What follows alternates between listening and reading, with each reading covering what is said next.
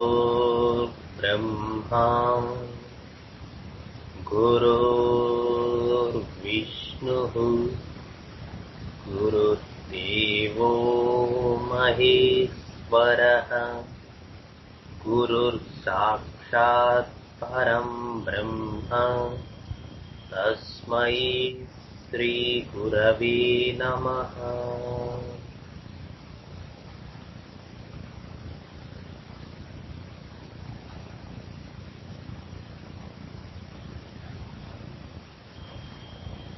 శుభ సంధ్య అందరికీ.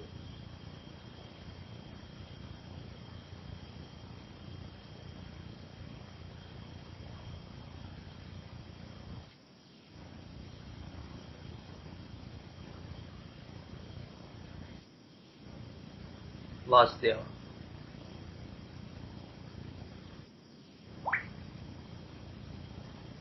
శుభ సంధ్య Radhika Devi.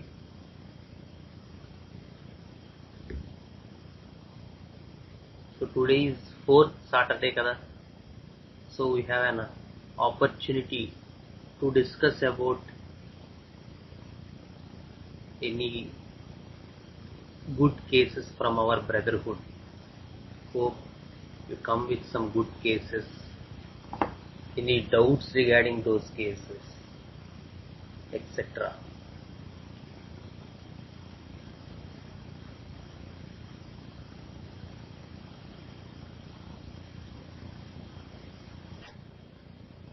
Very good Gautam. What is to be ఏంటది?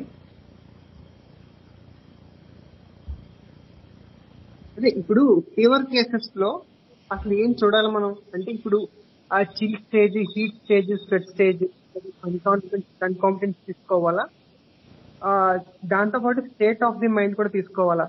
In case well indicated remedy కనుక ఫెయిల్ అయితే మనం ఏం చేయాలి? Very good Gautam. Fever cases లో జనరల్ గా మనం బాగా గుర్తుంచుకోవాల్సింది ఏంటంటే, కాజేషన్ చాలా బలంగా తీసుకోవాల్సి ఉంటుంది. సో ఫీవర్ కేసెస్ లో వెయిటేజ్ ఎక్కువగా కాజేషన్ ఉంటుంది. ఈవెన్ క్రానిక్ కేసెస్ లోనైనా అంతే. But here it is the more a stigma should be definitely found in the acute conditions. So what's the stigma? నేను ఐస్ క్రీమ్ తిన్నాను, చల్లని సాయంత్రం పూట ఐస్ క్రీమ్ తిన్నాను, అప్పటి నుంచి గొంతు నొప్పి స్టార్ట్ అయ్యి జలుబు చేసింది, ఒక కండిషన్. లేదు, నేను ఒక పెళ్లికి వెళ్ళాను, నాకు ఎక్కువ ఈ పెళ్లి కేసెస్ చాలా వస్తుంటాయి. పెళ్లికి వెళ్ళాం, అక్కడ రకరకాల ఐటమ్స్ తిన్నాను, బాగుండదు కదండి పెళ్లికి వెళ్ళి, అందుకని అంటే వాడు ఏమైనా వచ్చి అడుగుతాడా? ఆ పెళ్లి పెద్ద ఆయన ఎక్కడో పాపం డయాస్ మీద ఉంటాడు. సో అతనేం వచ్చి నువ్వు అన్ని తిన్నావా, నేను ఇవాళ 22 రకాల పెళ్లి వంటలు చేయించాను, ఇవన్నీ నువ్వు టేస్ట్ చేసావా అని అండ కదా. It is the person's own failure that he could not control his own senses. అందుకని అక్కడికి వెళ్ళాక అవన్నీ చూశాక అవి తినాలనిపిస్తుంది, ఎక్కువ తినేస్తాడు, దాంతో ప్రాబ్లమ్ స్టార్ట్ అవుతుంది, డైజెస్టివ్ డిస్టర్బెన్సెస్ స్టార్ట్ అవుతుంది. కానీ మనకు చెప్పేటప్పుడు ఏం చెప్తాడంటే, ఆ పెళ్లికి వెళ్ళామండి బాగోదు కదా అంటాడు. సో పెళ్లికి వెళ్ళి కూడా మేము కూడా పెళ్లికి వెళ్తూ ఉంటాం. సో మనం లిమిటెడ్ గా ఎలా తినాలి? నేను ఎప్పుడు పెళ్లికి వెళ్ళినా డెఫినెట్ గా ఓ పప్పు కాస్త పెరుగు వేసుకుని తినేస్తాం, అయిపోయిందంటే అంతే. సో మనం అది మన ఎబిలిటీ మీద ఆధారపడి ఉంటుంది. మన జాగ్రత్త ఎలా ఉండాలి, మన కాషన్ ఎలా ఉండాలి, మనం ఎలా సెన్సెస్ ని కంట్రోల్ చేసుకోగలం. సో ఎనీ హ్యావ్ అది వేరే చాప్టర్. బట్ మనం చూసుకోవాల్సింది ఏంటంటే, ఫీవర్ కండిషన్స్ ముఖ్యంగా అక్యూట్ డిసీజెస్ అన్నిట్లోనూ వాట్స్ ద కాజేషన్. ఫస్ట్ చూసుకోవాల్సింది కాజేషన్. సెకండ్ చూసుకోవాల్సింది ద స్టేట్ ఆఫ్ మైండ్. అది ఇందాక నువ్వు చెప్పినట్టు అది definite state of mind consider చేయాలి, కంపల్సరీ చేయాలి, లేకపోతే ఒక్కొక్కసారి ఫెయిల్ అయిపోతుంది. అయితే ఇందులో హానిమన్ గారు చెప్పింది ఏంటంటే, అతని ఒరిజినల్ దానికన్నా కూడా భిన్నంగా ఉన్నాడు అనుకోండి, original constitutional state of mind లాగా, అంటే ఒక ఇరిటబుల్ పర్సన్ అక్యూట్ కండిషన్ లో బాగా ఎపథెటిక్ అయిపోయాడు అనుకోండి, డెఫినెట్ గా అది చాలా హై క్రైటీరియా కేసుకి. సో అది మనం కన్సిడర్ చేయాలి. అదొక point. State of mind, is it different from the original constitutional state? అది డిఫరెంట్ అయితే ఇంకా వెయిటేజ్ ఎక్కువ ఉంటుంది. నెక్స్ట్ తర్వాత ద వైటల్ ప్లేన్ లో ఉండేటువంటి మొడాలిటీస్, ఉద్రేక ఉపశమనాలు.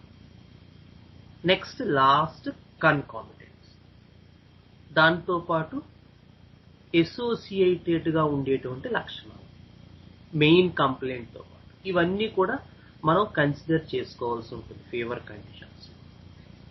సో ఫీవర్ కండిషన్స్, అదే ముఖ్యంగా అక్యూట్ కండిషన్స్ అన్ని, ఎస్పెషల్లీ ఫీవర్స్, డెఫినెట్ గా చిల్, హీట్, స్వెట్ ఇవి కూడా మనం చేసుకోవాల్సి వస్తుంది. అవి చేసుకోవద్దు అని కాదు, బట్ హైయెస్ట్ ఇంపార్టెన్స్ కాజేషన్ కు ఉంటుంది. ఎయిల్మెంట్స్ ఫ్రమ్ అని మనకు చాప్టర్ ఏదైతే ఉందో అది నిజానికి మనకి అక్యూట్ కండిషన్స్ లో ఎక్కువ అక్కరకు వస్తుంది. సో ఈ అక్యూట్ కండిషన్స్ అనేవి సపరేట్ చాప్టర్, అది separate topic. It's an elaborative topic. రకరకాల కండిషన్స్, రకరకాల వేరియేషన్స్, రకరకాల అబ్జర్వేషన్స్ ఓ కేసులో. అంటే ఎగ్జాంపుల్ చెప్తున్నాను, ఒక అమ్మాయికి బాయిల్ వచ్చింది, కురుపులు వచ్చాయి, అల్సర్స్, బాయిల్స్ లాగా పెద్ద పెద్ద రక్తపు గడ్డలు, బ్లడ్ బాయిల్స్ లాంటివి వస్తున్నాయి అన్నమాట. సో ఫీవర్ 101 ఎంతో ఉంది, ఏవో పారాసిటమాల్ వేశారు, తగ్గలేదు. వాళ్ళ మదర్ తీసుకొచ్చారు. తీసుకొస్తే ఆ అమ్మాయి ఇలా కూర్చుని ఏదో పాట పాడుకుంటాను నా ఎదురుగుండా కూర్చొని. సో ఇట్స్ సో పెక్యూలియర్ కదా. 101 ఫీవర్ ఉంది, బ్లడ్ బాయిల్స్ ఉన్నాయి, మదర్ తీసుకొచ్చారు. She is almost about 12 to 14 years old girl. So she should have some maturity. అంతేగాని డాక్టర్ దగ్గర కూర్చునే, అది కూడా ఫీవర్ లో, అది కూడా బ్లడ్ బాయిల్స్ తో అసోసియేట్ అయ్యి ఇలా ఉన్నప్పుడు, ఎస్ ఆ బ్లడ్ బాయిల్స్ ఉన్నాయి, ఫీవర్ ఉంది, ఇన్ఫ్లమేటరీ కండిషన్స్ ఉన్నాయి, వైలెంట్ గా స్టార్ట్ అయ్యింది, అన్ని బెల్లడోనా ఫీచర్స్ అయి ఉండొచ్చు. But the more peculiarity is singing before the doctor. So అప్పుడు మనం సింగింగ్ రూబ్రిక్ చూసుకున్నట్టయితే అందులో టెరెంచులా ఉంది. But Tarantula hispanica is not known for this blood boils etc., ulcers etc. It is more a nervous remedy. So ఆ కేసులో Tarantula తీసుకుని species మార్చాను. Tarantula cubensis 200 ఇస్తే 1 day లో ఫీవర్ తగ్గిపోయింది. ఆ బాయిల్స్ అవి కూడా with 1 dose itself. There is no need for even repetition.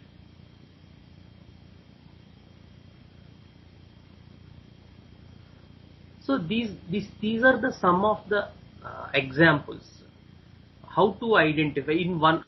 In another case where the fever case is getting treated by another doctor from 4 to 5 days, oka 3 months 4 months back case, వేరే doctor దగ్గర వాడుతున్న fever తగ్గట్లేదు ఒక 4 రోజుల నుంచి. అనుకోకుండా నేను ఆ రోజు వెళ్ళటం వల్ల ఆ కేసు నాకు అసోసియేట్ అయింది. సో నేను అడిగాను, మొత్తం ఇందాక మన కాజేషన్ అన్ని నార్మల్ గా, పెద్ద పెక్యూలియారిటీ ఏం కనిపించలేదు.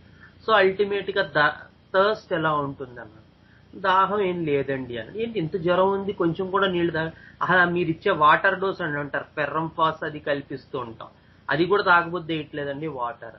Okay, it's not a peculiar thing. So మామూలుగా మీరు మంచినీళ్ళు ఎలా తాగుతారు, ఈ జ్వరం కూడా వదిలేయండి అంటే నేను మంచినీళ్ళు ఎక్కువ తాగుతాను, then it becomes a peculiar. అతను మామూలుగా మంచినీళ్ళు ఎక్కువ తాగుతాడు, బట్ ఈ ఫీవర్ స్టార్ట్ అయిన తర్వాత అతను పూర్తిగా థర్స్ట్లెస్ అయిపోయాడు. Then I gave him pulsatilla 200, 2 doses, 1 in the morning and 1 in the night, and with that fever got better.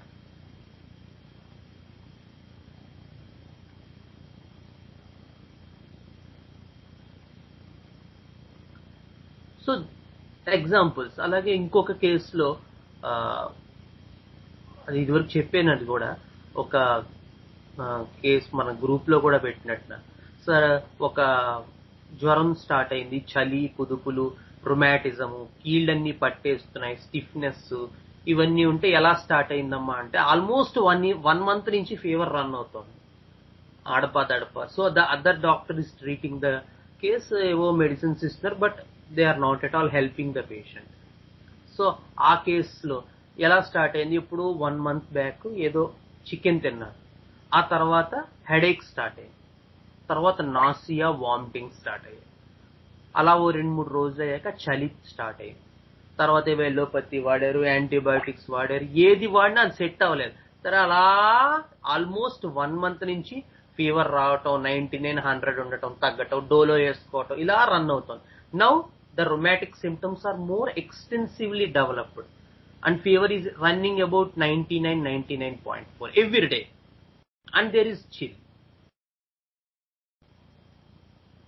So in that case I gave malaria officinalis 200. So go to Clark Materia Medica to study the symptomatology of malaria officinalis. So here it is in subacute condition.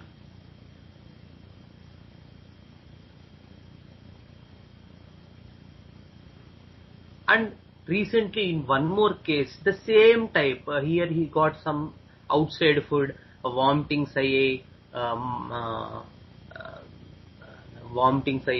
headache start అయింది, తర్వాత vomitings, రాత్రి 7 vomitings అయిపోయాయి, ఆ మరుసటి రోజు నుంచి జ్వరం start అయింది. జ్వరం స్టార్ట్ అయ్యాక 1 day జ్వరం ఉన్నాక కీళ్ళన్నీ పట్టేసాయి, ముఖ్యంగా ఈ చిన్న జాయింట్స్, ఇవన్నీ ఇలా అనలేకపోతున్నాడు. సో ఆల్రెడీ ఇంతకుముందు మనం చెప్పాం కదా, మలేరియా అఫిషనాలిస్ తో చాలా బాగా పనిచేసిందని చెప్పి ఈ కేసులో కూడా మలేరియా అఫిషనాలిస్ ఇవ్వడం జరిగింది. ఇస్తే ఏమీ పనిచేయలేదు. I gave him 3 doses a day. Nothing happened. Then he came back. The fever is running about 103 since 3 days. జ్వరం, ముందు తలపోటు, తర్వాత వికారం, తర్వాత వామిటింగ్స్. నిన్న రాత్రి కూడా 7-8 వామిటింగ్స్ అయిపోయాయి, మ్యూకస్ పడుతోంది, కడుపంతా బరువుగా ఉంది, ఆకలి లేదు, నాలికంతా తెల్లగా ఉంది. సో పేషెంట్ మాట్లాడేటప్పుడు ఇలా ఊగుతున్నాడు.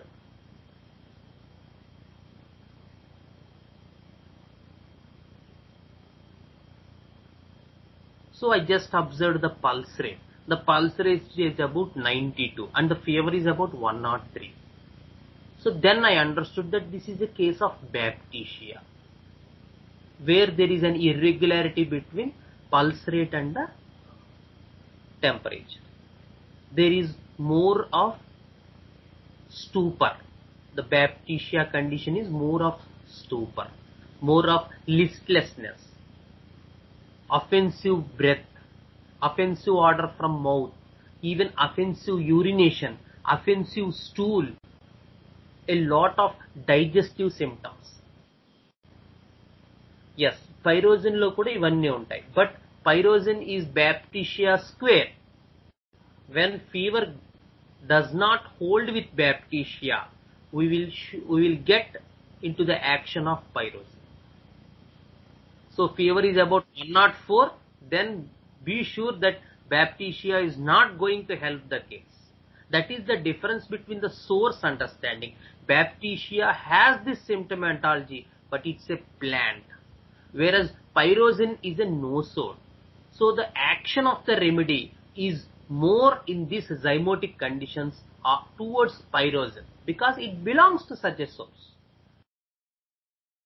ఏ ఔషధం అయితే దాని తాలూకు సోర్స్కు చెందినటువంటి లక్షణాలని ప్రొడ్యూస్ చేయగలుగుతుందో, ఖచ్చితంగా వాటి తాలూకు పనితీరు కూడా నిజంగా ఇండికేషన్స్ బలంగా ఉంటే, psorinum, syphilinum, medorrhinum, this malaria officinalis, pyrogen, streptococcin, streptomycin, when you get the indications, penicillinum, be sure, ambrogracia, that these persons are getting the best improvement because they come from such a source. So when the zymotic conditions are more and they are at the highest degree, be sure that the baptisia is not going to help that case. So it is the need that pyrogen should enter. వాళ్ళ అన్నయ్య రావాల్సిందే అటువంటి conditions treat చేయడానికి. So this is one more example. So there are a lot of errors, sometimes errors. నేను కూడా తప్పులు చేస్తుంటాను, but I will learn from the mistakes. And the patient got better immediately with the first dose of, but be sure that these cases need at least 1 m potency. You are not going to get anything from the 200. So Baptisia 1 m with placebo definitely will help the case. And in other cases, some of the cases where the indicated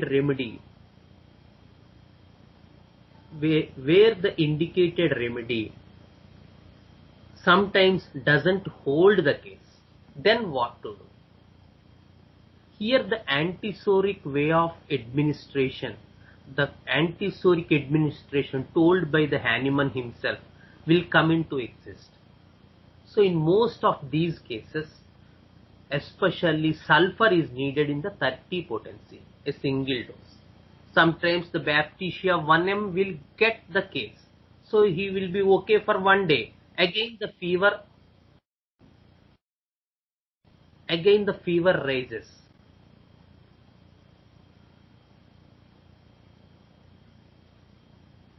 Then you may need an administration of sulfur. Sometimes we need lycopodium. The other times we need sorinum. Sometimes we need calcarea carb, but they are very little percentage. Sometimes we need ferrum metallicum to end an acute condition, to end an acute treatment, to end an acute fever.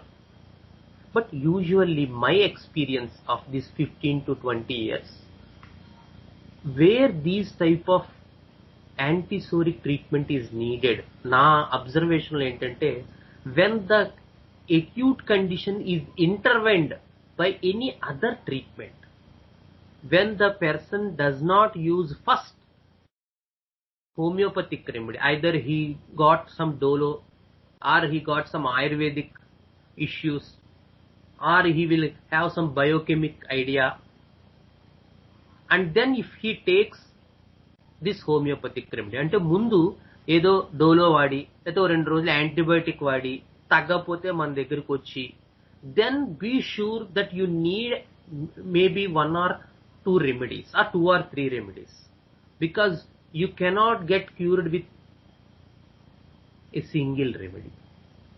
But when a case comes with an idea of first your prescription, then there is more chance that the case is getting cured by a single remedy. So even the antisoric treatment, sometimes because of the constitutional idea, వెనకాల constitution బాగా deteriorate అయిపోయిన condition లో, బాగా దెబ్బతిన్న condition లో, అప్పుడు ఈ acute condition ఇందాక మనం చెప్పిన బ్యాప్టీషియా లేదా యాంటిమ్టార్ లేదా ఎపికాక్ లేదా యాంటిమ్ క్రూడ్ ఇటువంటి కేసెస్ వేసినా కూడా ఏమి మార్పు రావు. Then it is the need for the bigger people to come, the sulphur, the lycopodium. Then you have to check the symptoms. Is this person has an evening aggravation after 4 o'clock? Then it is going to be lycopodium should be coming after the indicated remedy. No, there is severe weakness, deterioration of vital force. Patient is in absolute weak condition, couldn't raise up. Chilliness, bad taste in the mouth. Then the idea of China should come in the follow-up. Or the indicated remedy holds, but the fever again comes and comes back. It is not holding completely. And along with there is some weakness. Then sulfur 30 will hold the case. Sometimes there is a peculiar condition that the person gets so much dosed, అంటే చాలా బరువుగా అయిపోతాడు, బద్ధకంగా అయిపోతాడు, కదలలేని feeling వచ్చేస్తుంది ఈ జ్వరం అయిపోయాక. జ్వరం పూర్తిగా తగ్గదు, ఇండికేటెడ్ రెమెడీ వేస్తాం కానీ పేషెంట్ కదలడు, అలా మడ్డుగా పడుకుని ఉంటాడు, బద్ధకంగా ఉంటాడు, బరువుగా ఉంటాడు. జ్వరం 99.4 అక్కడ దాకా తగ్గుతుంది, ఫర్దర్ గా తగ్గదు. Patient will not show any interest to do work, and along with severe perspiration all over the body. This is the area, very little percent cases where after the indicated remedy calcarea carb comes and closes the acute condition.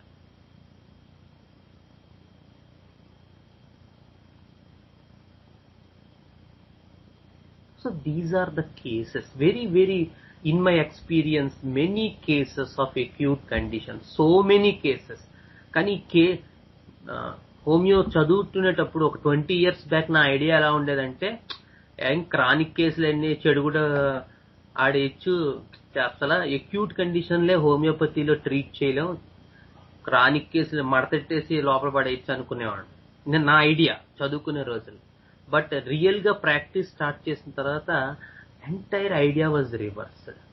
Acute conditions are very easy in homeopathy to handle, but the real problem comes with the chronic cases. పేషెంట్లు ఎంతో నమ్మకంతో వస్తారు మన దగ్గర, సంవత్సరాలు వాడుతూ ఉంటారు, and you cannot do anything if you do not take the entire case. అటువంటి రోజుల్లోనే నాకు శేఖర్ సార్ దర్శనం అయింది మా గురువు గారి దయ వల్ల. So it's an revelation, entire idea of case taking, analyzing a remedy, seeing the remedy, how to identify, how to get to a remedy, everything has a new outcome now. So it's all depends on case taking, but you should get the idea for the chronic case. ఏంటి మనం ఈ chronic cases లో ఎలా proceed అవ్వాలి అనేది తెలిస్తే okay. But నిజానికి acute conditions are very easy to handle. First లో కొంచెం భయం ఉంటది కానీ నిజానికి some cases are beautifully solved. In one of cases, I think Gautam నువ్వు కూడా ఉన్నట్టు ఆ case, one of the patient has came for acute renal calculi. So he said that pain is here, right loin లో pain వస్తుంది, severe pain ఇలాగా అక్కడి నుంచి ఇలాగా radiating in to the lower pelvis. So ఎలా ఉంది అంటే పెయిన్ ఇలా పొడుస్తున్నట్టు ఉందండి సూదులతో, కొంచెం చెప్పండి, జుమ్ జుమ్ జుమ్ అని అతను జెస్చరు సౌండ్ తో సహా చెప్పాడు, జుమ్ జుమ్ జుమ్ జుమ్ అని పొడుస్తున్నట్టు, ఆ సూదులతో గుచ్చుతున్నట్టు ఉంది. Then I enquired about urination. So the urination has got so much reduced. So the patient is craving for cold air. There is absolute thirstlessness.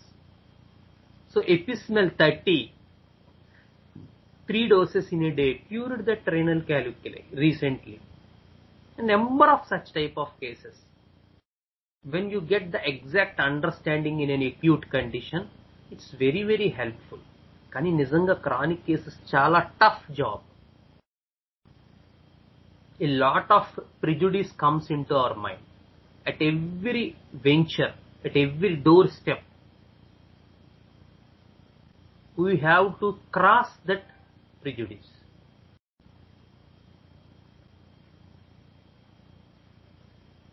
So these are some of the ideas regarding acute conditions, fevers. So it's an elaborative lecture of రోజంతా చెప్పుకోవచ్చు అది. But to exact what Gautam want, his questionnaire, and you asked about streptomycin also. The streptomycin understanding was given by Master E.K. It was developed by Ramanlal Patel, actually the tautopathic remedy. So here the understanding is, the streptomycin understanding is more of these fevers. To my understanding, these fevers do not have any clear-cut ideology of symptoms. As I previously said, these fevers will be definitely come from such a background that they are a little bit complicated by other medication.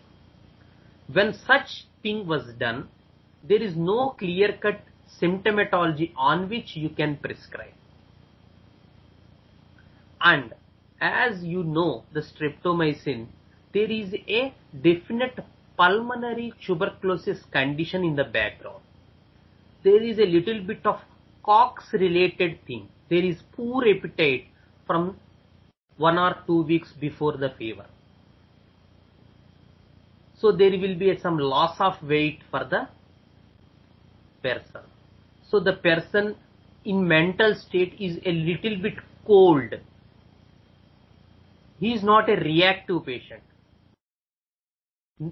The restlessness, the anxiety regarding fever, restlessness, such things will not be found in the mental state of these streptomycin patients. Because it comes from the tuberculosis background. We know that tuberculosis is a one type of cold abscess. These patients are absolutely cold.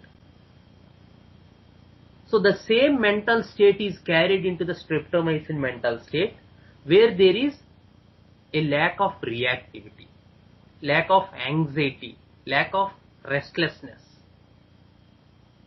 plus a little bit poor appetite before the fever. Poor symptoms on which a physician can do some or give some remedy. Such type of symptoms are not seen in the case.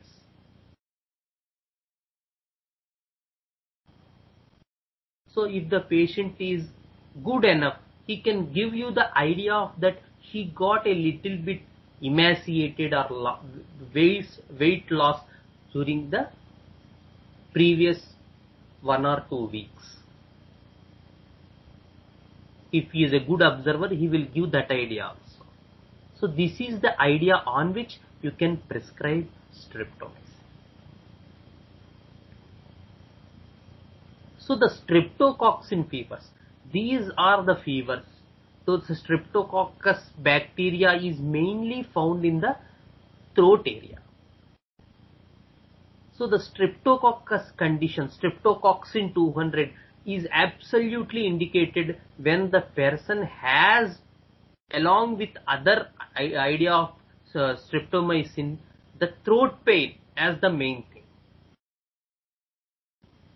ఇంతకు ముందు కూడా 1-2 cases పెట్టాం మనం group లో past లో, గుర్తుండే ఉంటుంది. స్ట్రెప్టోకాక్సిన్ 200 తో there is severe throat pain, so cannot swallow anything. Other than this, there are no other symptoms to prescribe. So there is so much absence of anxiety and restlessness.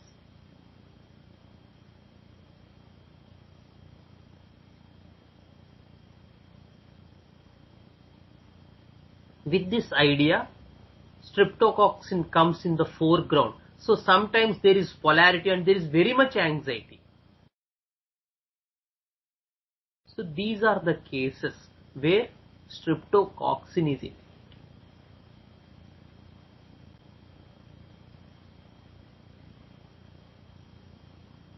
Okay, Gautam? Okay na. Any doubts further? ఇంకో doubt. చెప్పు. ఇప్పుడు for example ఒక patient మన దగ్గరికి, ఇది నా case యాక్చువల్గా. ఆయనకి ఏంటంటే past history of pulmonary tuberculosis ఉంది. ప్లస్ ఏంటంటే ఆయన ప్రెసెంట్ సిమ్టమ్స్ ఏంటంటే ఆ టీబీ ట్రీట్మెంట్ చేయించుకున్నారు. ఆ టీబీ ట్రీట్మెంట్ చేసుకున్న తర్వాత నుంచి ఈయనకి ఏంటంటే లూజ్ స్టూల్ స్టార్ట్ అయింది. డైలీ ఒక 5 to 6 times వెళ్ళాల్సి వస్తుంది అనమాట. సో ఆయన సంథింగ్ గ్యాస్ట్రాంటాలజిస్ట్కి వెళ్ళారు and he was diagnose some fungal infections of oesophagus అని డయాగ్నోస్ చేశారు. సో ఇంటెస్టైన్స్ డయాగ్నోస్ చేశారు. వాళ్ళు using those medicines but unable to అది ట్రీట్మెంట్ చేయడం జరగలేదు. తర్వాత క్రానిక్ మెడిసిన్ మన కేస్ టేకింగ్ తీసుకున్న తర్వాత, మెడిసిన్ ఇచ్చిన తర్వాత స్టూల్స్ అనేవి నార్మల్ అయినాయి. కానీ ఇప్పుడు కాఫ్ స్టార్ట్ అయ్యింది. ఇప్పుడు ఈ కాఫ్ స్టార్ట్ అయినప్పుడు మళ్ళీ రిపెటరేషన్ చేసి కాఫ్ కి అంటే మళ్ళీ సేమ్ మెడిసిన్ ఇచ్చేసరికి తగ్గపోయేసరికి నేను మళ్ళీ కాఫ్ ఎలక్సెన్సీ తీసుకున్నాను. తీసుకుని ట్యూబర్క్యూలిన్ ఇండికేట్ అవుతుంది. ట్యూబర్క్యూలిన్ ఇండికేట్ అవుతున్నప్పుడు నాకు డౌట్ వచ్చింది, ఇది ఆల్రెడీ ఇది పాస్ట్ టీబీ కదా, ట్యూబర్క్యూలిన్ వేస్తే ఏమవుతుంది నాకు డౌట్ వచ్చింది. కానీ నేను మొత్తానికి వేయలేదు. ప్యాక్సిలిన్ మేడం బెటరా, ట్యూబర్క్యూలిన్ మేడం బెటరా ఇలాంటి కేసెస్ లో? అంటే it depends upon the constitution of the patient. ఇప్పుడు అతని vitality, way of life style, తర్వాత అవన్నీ నీకు హెల్ప్ఫుల్ గా ఉంటే you can administer tuberculinum. And tuberculinum వేసాక కూడా కొన్ని రోజులు నీ cases ఏడిపిస్తాయి.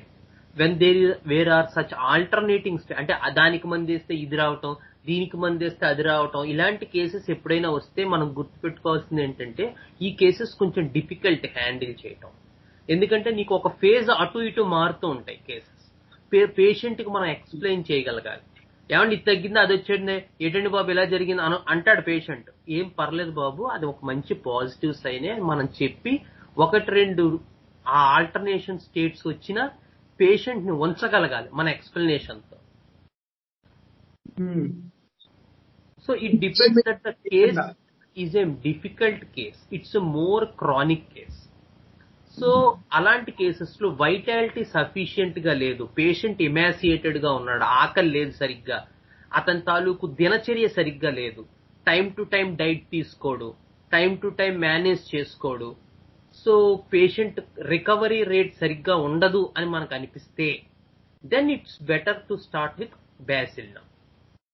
Otherwise it's good to start with tuberculinum. Tuberculinum కి బ్యాసిల్లమ్ కి ఇంకో తేడా ఏంటంటే if it is tuberculinum that is indicated, you must start with lower potencies. Tuberculum 30 to start cheyali. But if you start the case with bacillum, you can start directly with 1m or 10m. ఆ సౌలభ్యం ఉంటుంది bacillum దగ్గర. So bacillum has that idea that it can be administered in higher potencies. We have that opportunity, we have that privilege to use bacillum in higher potencies. And you can repeat if it's needed also.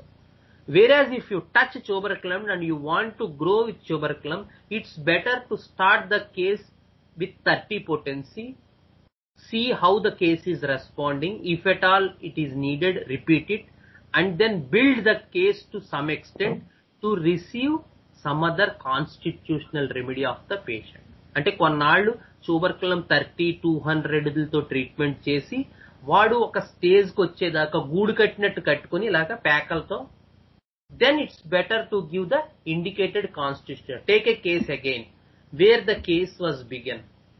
So see the entire case and then what's the constitution of this person, ఏంటి ఇతని తాలూకు తత్వపూరితమైనటువంటి ఔషధం అనేటువంటిది మనం చదువుకుని అప్పుడు it will take some 6 months to 1 year or 1 year to 2 years in these type of cases to build that case to that extent that he can receive his own constitutional remedy. అంటే వాడి మందు వాడి వేయడానికి వాడిని మనం తయారు చేయాలి ముందు.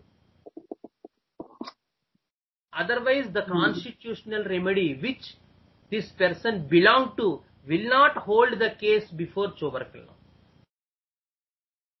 ఉదాహరణకు వాడు ఫాస్ఫరస్ పేషెంట్ అనుకుందాం, లేదు ఉదాహరణకు వాడు నక్స్వామికా పేషెంట్, ఉదాహరణకి వెళ్తే baryta carb patient, so any of these lycopodium patient, these indicated remedies, however we know that this is the constitution of the patient, will not hold these cases if the cases are in that condition where you explained of that alternating states. ఆ దగ్గుకు మందేస్తే motions అవుతున్నాయి, motions కి మందేస్తే దగ్గు అవుతున్నాయి. No. These cases will not hold those things. Then build the case for about 6 months to 1 year with bacillum or tuberculum. Improve the case to such extent that he can receive his own constitutional remedy. Improve the patient to such extent. ఆ తాలూకు దాని వరకు వాడిని మనం జాగ్రత్తగా పేర్చుకుని రావాలి, ఇల్లు కట్టినట్టు కట్టాలి వాడిని, అప్పుడు ఆ మందు వేయాలి.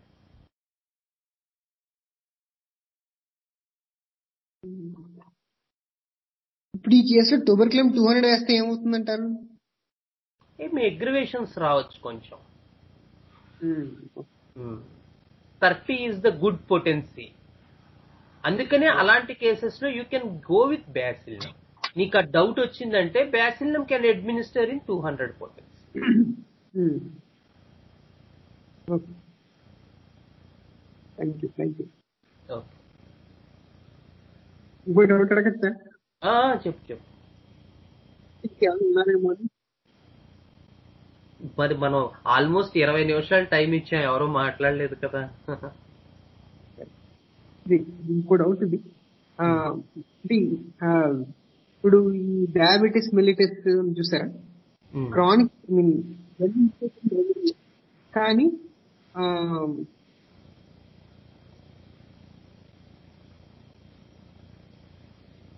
బట్ మిగతా కంప్లైంట్స్ అన్ని తగ్గుతున్నాయి. వాయిస్ బ్రేక్ ఏంటి?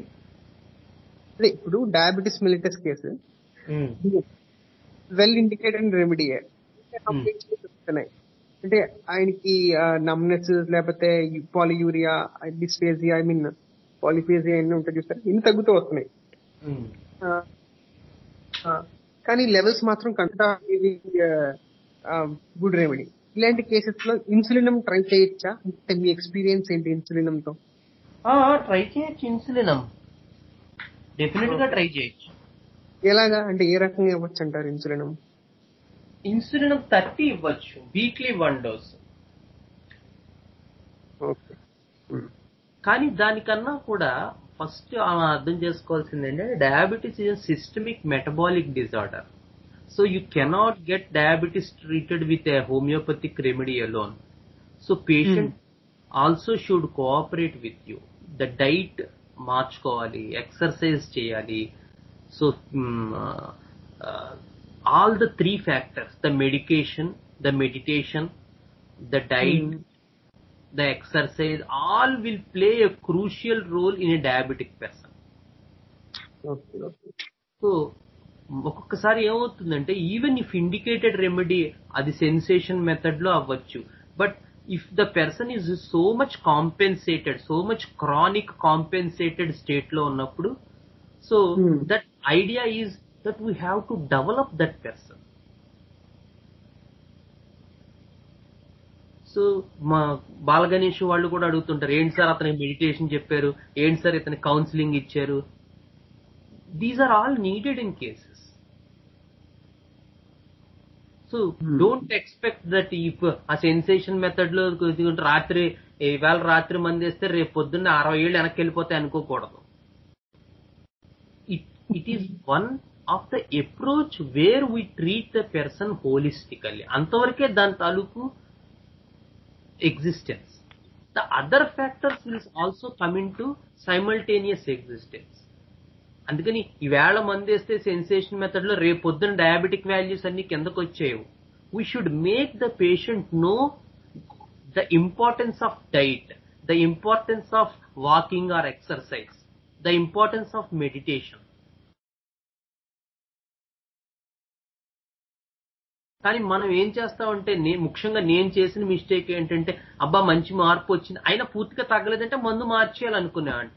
It is something maintaining in the patient's life that must be corrected. Adi kuda chodali man. So then these ideas of making the patient aware of the importance of diet, importance of meditation, importance of relaxation, importance of going away from the stress, but it's all after giving medicine only. అంతేగాని first లో కూర్చుని ఏమంటే రాగండి మీకు అన్ని కాదు, ముందు అసలు మీకు 2 మంత్రాలు చెప్తాను ఇవి చేయండి అనకూడదు. The best idea is to select the remedy basing on these the totality of the symptoms. So after selection of the remedy, if it is in such a compensated and complicated pathological state, then make the patient, ముందు patient ని దగ్గర చేసుకో. Patient నీ మాట వినేంత వరకు వాడిని కెలకద్దు. Once నీకు ఆ ఐడియా వచ్చింది, ఎస్ వీడికి నా మీద నమ్మకం కుదిరింది, నీ ఇదివరకు కూడా నీకు చెప్పాను చాలా సార్లు. ఫస్ట్ లో ఏం చేస్తాను, నేను ప్లాసిబోయే 3-4 సార్లు ఇస్తాను రోజుకి. So after I got the idea, yes ఈ పేషెంట్ పర్వాలేదు, మన మీద కొంత నమ్మకం ఉందంటే ఇప్పుడు టిష్యూ సాల్ట్స్ ఇస్తాను. ఆ తర్వాత ఏం చెప్తాను, ఏమయ్యా నీకు మంచి మందు పడింది, కాస్త వెయిట్ చెయ్యి. సో నా ప్రాక్టీస్ లో ఈ అన్ని రకాల వివరణలు ఉంటాయి. It all depends on how the patient trusts you.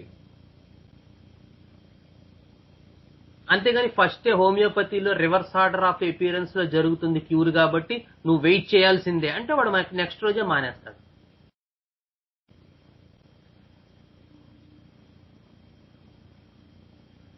అలా చేయకూడదు. ఫస్ట్ ఏం చేయాలి, వాడిని నమ్మించాలి, నీ మీద నమ్మకం వచ్చేటట్టు ఇది చెయ్యాలి. ఆ తర్వాత టిష్యూ సాల్ట్ అలాంటివి ఇవ్వచ్చు. ఆ తర్వాత అవి కూడా అవసరం లేదు, ఏమయ్యా వెయిట్ చేయి. హోమియోపతి అంటే ముందు పెద్దవి తగ్గించుకుంటూ తర్వాత చిన్నవి తగ్గిస్తుంది. డీపర్ ఆర్గాన్స్ బెటర్ అయ్యాయి కదా. అలాగే బాబు నీకు ఇండికేటెడ్ రెమెడీ పనిచేసింది, కానీ నువ్వు రోజు కనీసం 100 అడుగులు కూడా వేయటం లేదు, 10,000 అడుగులు వేయాలి రోజుకి. So it's better you start walking.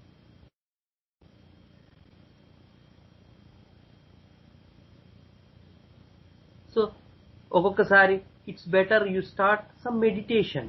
లోపల బాగా స్ట్రెస్ ఉంది, అటు అబ్బాయికి చెప్పలేకపోతున్నాను, ఇటు మా ఆయనకి చెప్పలేకపోతున్నాను. ఎవరికి చెప్పినా వాళ్ళు రివర్స్ అయిపోతారు. సో నేనే బాధపడుతున్నాను. So given medicine definitely improve the patient. ఇంకా అంతకుమించి వెళ్ళట్లేదు కేసు. సో అమ్మా ఈ పరిస్థితులు నువ్వు మార్చలేవు హోమియోపతితో. అటు వాళ్ళ ఆయన వాడాలి, ఇటు వాళ్ళ అబ్బాయి వాడాలి, వాళ్ళిద్దరూ నీ దగ్గరికి రారు. సో నీ దగ్గరికి వచ్చిన పేషెంట్ ని నువ్వు ఇంప్రూవ్ చేయాలంటే మనం ఏం చేయాలి, ఆవిడికి సరైన మంది ఇచ్చి, అమ్మా ఇదిగో మెడిటేషన్ టెక్నిక్, ఇది రోజు చేసుకో. సో అప్పుడు ఏమవుతుంది, ఆ మెడిసిన్ కొంతవరకు హోల్డ్ చేస్తూ ఉంటుంది, ఈ మెడిటేషన్ వల్ల కూడా హెల్ప్ అవుతుంది. బట్ ఇవన్నీ చేయాలంటే ముందు పేషెంట్ కాన్ఫిడెన్స్ ని గెయిన్ చేసుకో. కాన్ఫిడెన్స్ ని గెయిన్ చేసుకోవడం అంటే మళ్ళీ పేషెంట్ ని మన దగ్గర కూర్చోబెట్టుకుని సంవత్సరాలు వాడించడం కాదు. వాడితో ఎమోషనల్ గా మనం కనెక్ట్ అయిపోయి, వాడు ఏడిస్తే మనం ఏడిచి, వాడు నవ్వితే మనం నవ్వి, వాడు మానేస్తే మన డబ్బులు పోతాయేమో అని భయం, వాడు అర్ధరాత్రి అయినా అపరాత్రి అయినా వచ్చేస్తే వాడికి అవసరం ఉన్నా లేకపోయినా మనం వాడిని చూసేసి,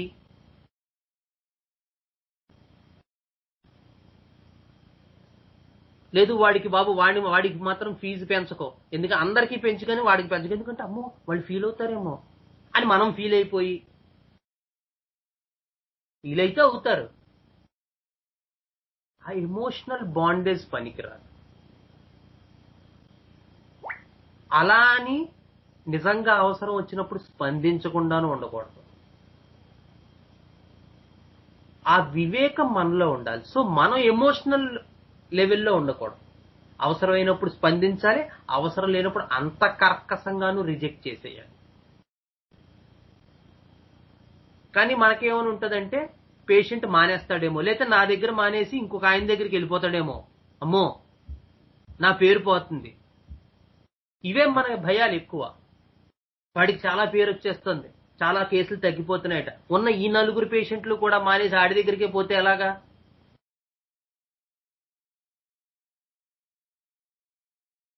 మనం ఎంత కన్జర్వ్ చేద్దాం అనుకుంటే అంత పారిపోతారు. ఉండొచ్చు కొంతమంది నీ మీద, అప్పుడు వాళ్ళ మీద మనం వర్కౌట్ చేసుకుని ఆ కేసెస్ క్యూర్ చేసుకోవాలి.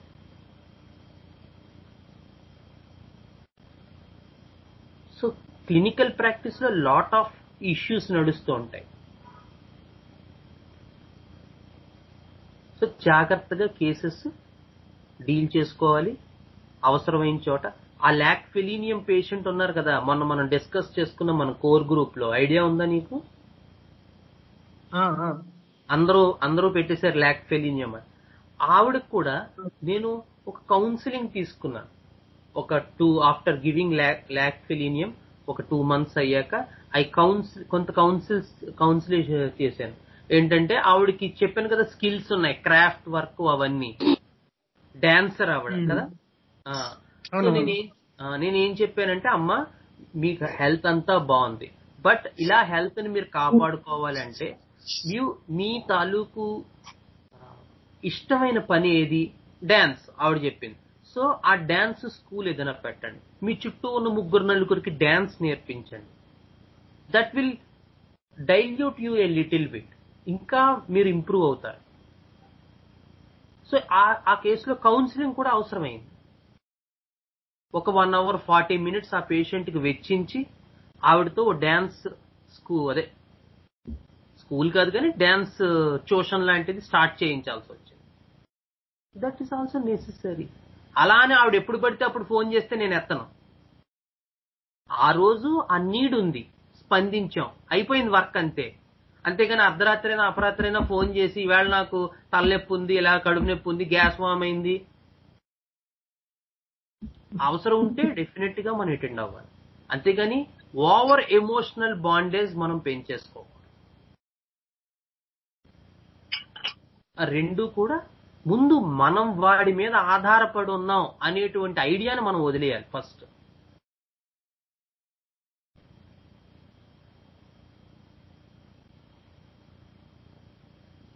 మనం వాడికి సర్వీస్ చేయాలంటే మనం వాడితో ఎమోషనల్ గా తాడుతో కట్టేసుకుంటే ఎలా ఉంటాం అలా అయిపోతే ఇంకా వాడికి మనం ఏ రకమైన సర్వీస్ చేయలేం.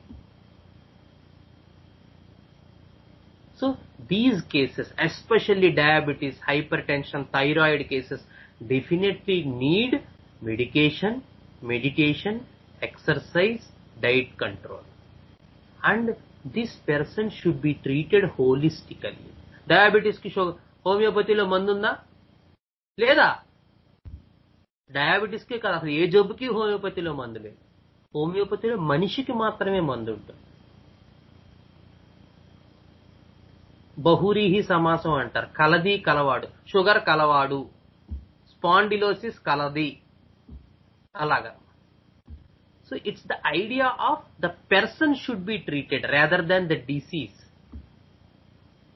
కానీ చిన్నప్పటి నుంచి మనం ఈ క్షణం ఈ విషయం తెలిసేదాకా నాకైతే నాకు దృష్టిలో తలనొప్పే జబ్బు, గ్యాస్ట్రిక్ ట్రబులే జబ్బు, షుగరే జబ్బు, బీపీ జబ్బు, ఇంకోటిదే జబ్బు.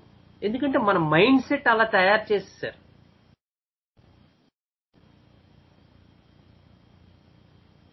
ఆ టైప్ ఆఫ్ మైండ్ సెట్ ఉండడం వల్ల మన ఆలోచన విధానం అలా తయారైపోయింది. దాన్ని మించి ఆలోచించు, ఎవడైనా చెప్తే నవ్వుకుంటాం కూడా. మనం హోమియోపతి స్టూడెంట్స్ కాబట్టి కొంతవరకు అటువైపు మన తాలూకు దృష్టి మరలింది మాస్టర్ గారి దయ వల్ల. కానీ అదే మనం పబ్లిక్ లో ఎవరికైనా చెప్తే షుగర్కి అలవాడికి మందు ఏంటండి బలేవారే, షుగర్కి మందు ఉంటుంది అని మనకి చెప్తారు తిరిగి. కావాలంటే ట్రై చేసి చూడండి. Because from ages this type of approach, అందుకే హ్యానిమన్ తలకాయ గోడకేసి కొట్టుకున్నాడు పాపం. ఎందుకంటే అదంటూ మైండ్ లో స్థిరపడితే మార్చలేవురా, నా మాట వినండి అని చెప్పి అంత ఇబ్బంది పడుతూ ఆర్గనాన్ పాపం రాసుకుంటూ వచ్చాడు. ఆయనకి తెలుసు ఈ ఇబ్బంది ఉంటుందని.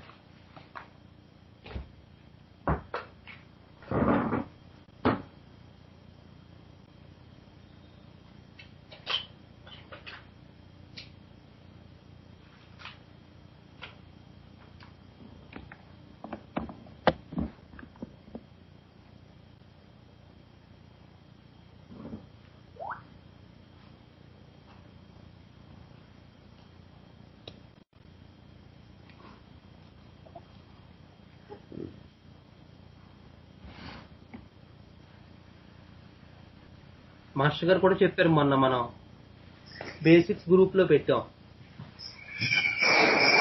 Another Messiah has to come and again has to show the path. That the whole science is of health science. కానీ అది మనకు తెలియదు, మనకు తెలిసేసరికి జబ్బులు వచ్చేసాయి మనకు.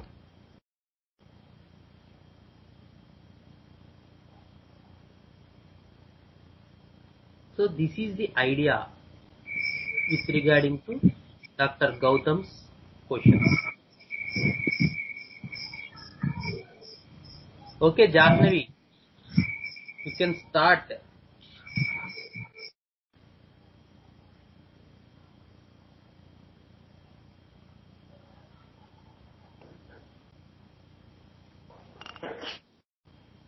ఫీవర్ లో హైసియామస్ చేశారో అది చెప్పండి ఒకసారి, చెప్పు వీళ్ళకి చెప్పు, యూజ్ ఈ అవుతుంది కదా. కేసే కదా, చెప్పు. ఓకే ఓకే చెప్తాను. యాక్చువల్లీ 2 years బ్యాక్ అనుకుంటా కదా, మా అమ్మాయికి అప్పుడు 6.5 years ఫీవర్ అన్నమాట. హై టెంపరేచర్ 104 దాటింది. జనరల్ గా మా పిల్లలు చిన్నప్పటి నుంచి అన్నయ్యని అర్ధరాత్రి అయినా అపరాత్రి అయినా ఎప్పుడు అన్నయ్య ట్రీట్మెంట్. సో అప్పుడు ఫీవర్ స్టార్ట్ అయ్యి ముందు రోజు ఏదో సమ్ తోటకూర ఏదో పెట్టాను, ఆ తర్వాతకి దానికి ఫీవర్ స్టార్ట్ అయింది. కొంచెం కడుపులో నొప్పి అవి చెప్పింది. చెప్తే దెన్ నక్స్వామిక యాంటిన్ క్రూడ్ ఏవో వేసాం, నేనే వేసా ఫస్ట్ స్టార్టింగ్ గుర్తులేదు. అయిపోయినాక ఇంకా అడిగాను అనమాట, ఏంటి ఇండికేషన్స్ అంటే దానికి గ్యాస్ పోతుంది కింద నుంచి, షీస్ పాసింగ్ గ్యాస్ అనమాట. అది కౌంట్ చేస్తుంది. ఏంటి అంటే ప్రతిసారి గ్యాస్ పోయినప్పుడల్లా అమ్మ నాకు నెంబర్ 1 గ్యాస్ పోయింది, అమ్మ నాకు నెంబర్ 2 మళ్ళా గ్యాస్ పోయింది, అమ్మ నాకు నెంబర్ ఎవ్రీ టైం అంత ఫీవర్ లో కూడా హై టెంపరేచర్ లో. అండ్ నెక్స్ట్ ఏంటి అంటే హిస్టరీ, ఒక జస్ట్ 1 day బిఫోర్ ఫీవర్ ఏమైంది అంటే అదేదో బాగా పెంకితనం చేసింది, చదవనన్నది. సో వాళ్ళ నాన్న ఒక 2 దెబ్బలేసి నిన్ను హాస్టల్లో జాయిన్ చేసేస్తానని గట్టిగా బెదిరించారు. బెదిరిస్తే అది ఏడ్చి భయపడింది అనమాట. సో అది హిస్టరీ, యాక్చువల్ హిస్టరీ అనమాట. సో నాకు ఆ నెక్స్ట్ గుర్తొచ్చి అన్నయ్యకి చెప్తే హైసియామ్ ఫస్ట్ 1M వేశారు. 1M అస్సలు హోల్డ్ ఇవ్వలేదు. ఇవ్వకపోతే అన్నయ్య లేదు హైసియామస్ 10M వేయి ఖచ్చితంగా అని చాలా కాన్ఫిడెంట్ గా చెప్పారు. చెప్తే ఈవెన్ మా హస్బెండ్ కూడా చాలా నమ్మకం, అన్నయ్య ఎప్పుడు తప్పలేదన్నమాట. ఏ ఫీవర్ కేసులోని మాకు ఇంకే అవసరం రాలేదు, ఎప్పుడు వేరేవేవి ఈ మెడిసిన్ తోనే తగ్గింది. సో హైసియామస్ 10M వేసిన 5 hours లోపల నెమ్మదిగా 1 degree తగ్గిందనమాట. అప్పుడు ఓకే ఇంకా తగ్గడం స్టార్ట్ అయిందని మళ్ళా ఒక పూట తర్వాతకి మరొకసారి మళ్ళా 104కి వెళ్తే మరొక సెకండ్ డోస్ రిపీట్ చేశారు హైసియామస్ 10M. అప్పుడు కంప్లీట్ గా ఒక 1 dayలో నార్మల్కి వచ్చింది కేసు.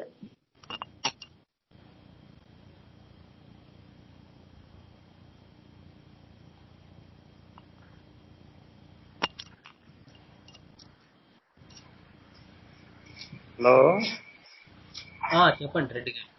హలో శ్రీకాంత్ గారు నమస్తే అండి. మరి ఇందాక స్ట్రెప్టోమైసిన్ చెప్పారు కదా ఫీవర్స్ లో. అవును సార్. అవును, దానికి నేను కొంచెం యాడ్ చేయదలుచుకున్నాను. చెప్పండి సార్. అయ్యో చెప్పండి. ఇది ఫీవర్స్ ఒక్కొక్కసారి మనకి ఇంగ్లీష్ మందులు వాడి కానీ లేకపోతే వేరే ఆయుర్వేదిక్ మందులు కానీ వాడి కానీ కాంప్లికేట్ అవుతాయి. కాంప్లికేట్ అయ్యి ఫీవర్ చాలా లోగా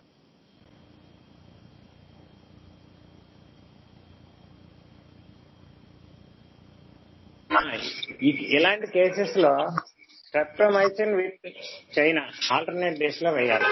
ఆల్టర్నేట్ డేస్ ఆల్టర్నేట్ మెడిసిన్, ఒకసారి చైనా ఒకసారి స్ట్రెప్టోమైసిన్, ఇలా వేస్తే మనకి కేసులు 4-5 డోసులు వేసేసరికి లొంగుతాయి. లేకపోతే పేషెంట్ ప్రాణ ప్రమాదంలో పడిపోతారు. ఇట్లాంటివి దాదాపు నాకు ఒక 7-8-10 కేసులు దాకా వచ్చినాయి. అన్ని కేసులు కూడా విజయవంతంగా వదులుపడ్డాను. ఒక్కొక్కసారి ఏమవుతుందంటే బ్యాసిల్లం వేయాల్సి వస్తుంది. బ్యాసిల్లం కానీ ట్యూబర్కులం కానీ అది కూడా 30 potency. ఏది ఇండికేట్ అయితే అది 30 potency లో, అంటే మాక్సిమం డోసెస్ వేయాల్సి వస్తుంది. మనం దాదాపు 10 డోసుల దాకా వేయాల్సి వస్తుంది. అప్పుడు మనకి మొత్తం కంట్రోల్, సిచ్యువేషన్ అంతా కంట్రోల్ అవుతుంది.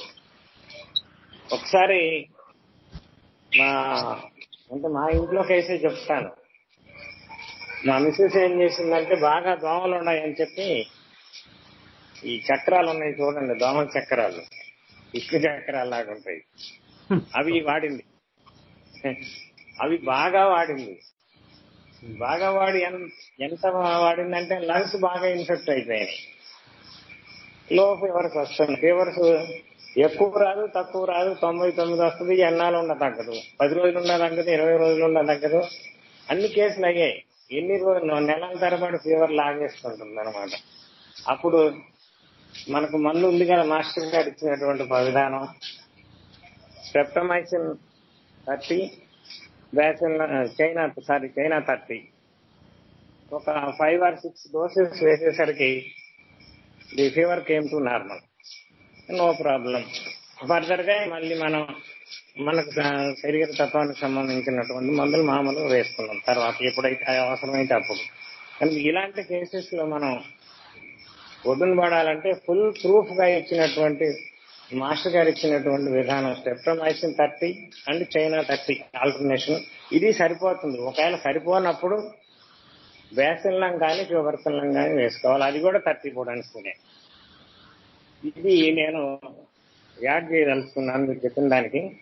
ఈ విధానం కూడా చాలా చక్కగా పనిచేస్తుంది. అది ఇంకేమన్నా 1-2 కేసులు చెప్పమంటారా?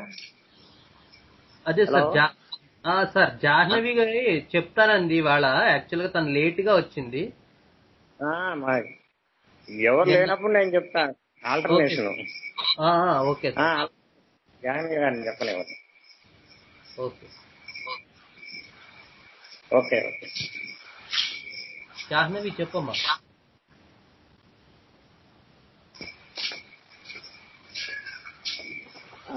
హలో, ఈ కేసు వచ్చేసి రెడ్డి గారు మీ వీడియో 55. ఆఫ్ చేశానండి. లేదు వీడియో ఆఫ్ చేయలేదు. వీడియో ఆఫ్ చేయండి సార్. యా వీడియో ఓకే చెప్పమ్మా. Case 55 years old male patient. ఈయనకి సిమ్టమ్స్ ఆఫ్ గౌట్, బాగా టోస్, ఇంకా కొన్ని జాయింట్స్, యాంకిల్ జాయింట్ విపరీతంగా స్వెల్లింగ్స్, రెడ్నెస్, చాలా severe pain, that night time feverish గా అనిపించేసి పెయిన్ వచ్చేసేది. నైట్ అగ్రవేషన్, మెర్క్సాల్ ఇవి వేస్తే కొంత తగ్గిపోయేది, మళ్ళీ అగైన్ రికరెన్స్ వచ్చేది. సో ఇది కేసు తీసుకున్నాను ఇప్పుడు జూలై 1st week లో ఈ కేసు తీసుకున్నాను. కేసు తీసుకుంటే చాలా సిమ్టమ్స్ చెప్పారు. ఏంటి అంటే కెనాట్ బెండ్ మై ఫుట్, బాగా స్వెల్లింగ్స్, కొంచెం ఐస్ పెడితే ఇది తగ్గుతుంది, ఇవన్నీ. సో నేను ఏం చెప్పాను అంటే, ఒక్క నిమిషం భారద్వాజ్, టానిక్ కింద ఇచ్చేసావా? టానిక్. సో ఈయన వాళ్ళ మదర్ చనిపోయి ఒక 6 months అయింది. అప్పటికి వాళ్ళ మదర్ చనిపోయిన 6 months అయ్యి ఆ తర్వాతకి గౌట్ సిమ్టమ్స్ బాగా అగ్రవేషన్ వచ్చింది. వస్తే ఆ తర్వాతకి వచ్చింది కాబట్టి దానికి ముందు ఏం జరిగింది అని నేను క్వశ్చన్ చేస్తే అప్పుడు హీ స్టార్టెడ్ అనమాట. ఏంటి అంటే మదర్ చనిపోయినాక ఎవ్రీ మంత్ ఈయన మాసికానికి వాళ్ళ ఫాదర్ ఎక్కడైతే ఉంటారో ఆ ప్లేస్ కి వెళ్ళి వస్తూ ఉండేవాళ్ళు. అక్కడ కొన్ని ఇష్యూస్ జరిగాయి. అవి ఏంటి అంటే ఈ ఆస్తి పంపకాలు ఏవో ఉంటాయి కదా, అది అన్నమాట ఇష్యూ. ఎలాగా ఉండేది అంటే, నాకు చాలా పించింగ్ లాగా ఉండేదండి. నేను చాలా వెల్ సెటిల్డ్, నేను మంచిగా సెటిల్ అయ్యాను. నా బ్రదర్స్ అందరూ, ఇంకొక 3 బ్రదర్స్ అక్కడ ఉంటారు. వాళ్ళందరూ పెద్దగా ఏం సెటిల్ అవ్వలేదు. సో అక్కడే వాళ్ళందరూ ఉండి ఈ ఆస్తి నాకు రాకుండా వాళ్ళే తీసేసుకుందామని చూస్తున్నారు. నాకు అవసరం లేదు, కానీ ఏవైనా మినిమం అయినా నాకు ఇవ్వాలి కదా, ఎందుకు అంటే మరి నా భార్య ఒప్పుకోదు కాబట్టి. అది మరి ఏంటి అక్కడ ఫీలింగ్ ఏంటి అంటే నాకు ప్రాపర్టీ అంటే ఇంట్రెస్ట్ లేదు, నాకు పించింగ్ లా ఉంటది ఆ టైంలో, ఇవన్నీ చాలా చెప్పొచ్చు. ఈ కేసు నన్ను చాలా తిప్పారు, ఈ కేసులో చాలా తిరిగాను తిరిగి ఈ కేసు. సో ఏంటి మెయిన్ ఫీలింగ్ అంటే ఆ రోజు ఈయన వెళ్ళిన రోజు వాళ్ళందరూ ప్లాన్ చేసి వాళ్ళందరూ మాట అనుకొని తలుపు గడిపెట్టేసి ఇటువైపు గొళ్ళం అటువైపు గొళ్ళం పెట్టేసి వైఫ్ అండ్ హస్బెండ్ కూర్చుంటే ఇటు అటు గడిపెట్టేసి పేపర్స్ ఇచ్చి నువ్వు ఇందులో సంతకం చేస్తావా అని కూర్చున్నారు. ఎగ్జాక్ట్ గా ఆ సిచ్యువేషన్ చెప్పినప్పుడు ఆయనకి చాలా కంగారుగా చెప్పారు. ఈ సిచ్యువేషన్ చెప్పినప్పుడు మీకు ఎలా అనిపించిందండి అంటే, లోపల నన్ను చాలా బంధించేసినట్టు అయిపోయిందండి, నేను ఒక్కసారి ఎలాగ పారిపోవాలా నేను ట్రై చేశాను, ఎలా పారిపోదామా అని నాకు అనిపించింది అని చెప్పారనమాట. చెప్తూ బాగా ఇబ్బంది పెట్టేస్తుందండి. పెళ్ళైన దగ్గర నుంచి ఆవిడకి విపరీతమైన కోపం. అసలు ఏ చిన్న విషయానికి నన్ను వదిలిపెట్టదు. వాళ్ళు అలాగే చేస్తారు. వాళ్ళు ఏమైనా మా మదర్ వాళ్ళు ఏమైనా డబ్బు కావాలి అంటే ఈమెకి తెలిసి ఇస్తే ఈమె ఒప్పుకోదు. వాళ్ళేమో ఇచ్చావా పంపించా నేను చూసి ట్రై చేసి ఉంటాను, నేను అన్ని ఉన్నా గానీ నేనేమి చేయలేకపోతున్నాను అని చెప్పారు. ఎలా ఉంటుంది ఆ టైంలో అంటే నన్ను బంధించినట్లు ఉంటుందండి.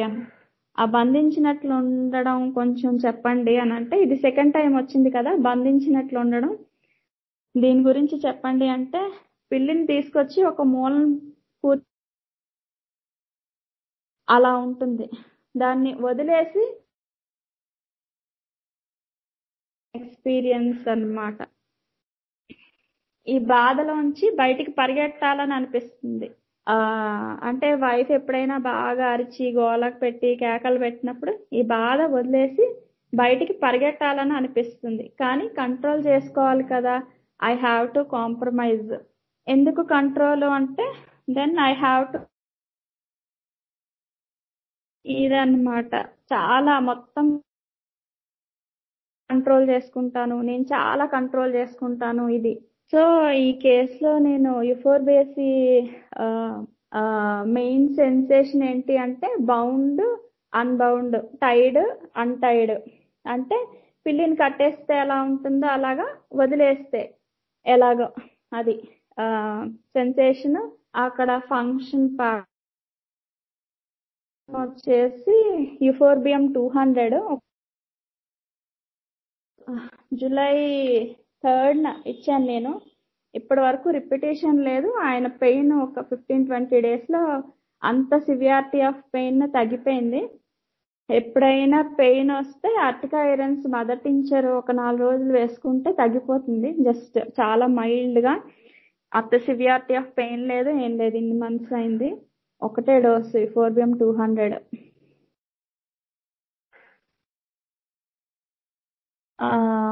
ఇంకొక కేసు వచ్చేసి 34-year-old ఈమె హౌస్ వైఫ్.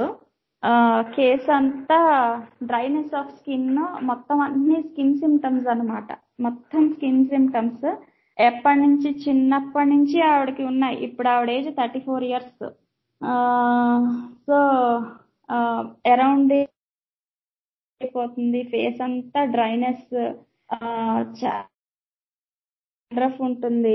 ఎక్కడైతే ఆవిడ ఇన్నర్ వేర్ వేసుకుంటుందో కొంచెం టైట్ గా ఉంటుందో అక్కడంతా ఒరుసుకుపోయి ర్యాషెస్ వచ్చేస్తాయి ఆవిడకి.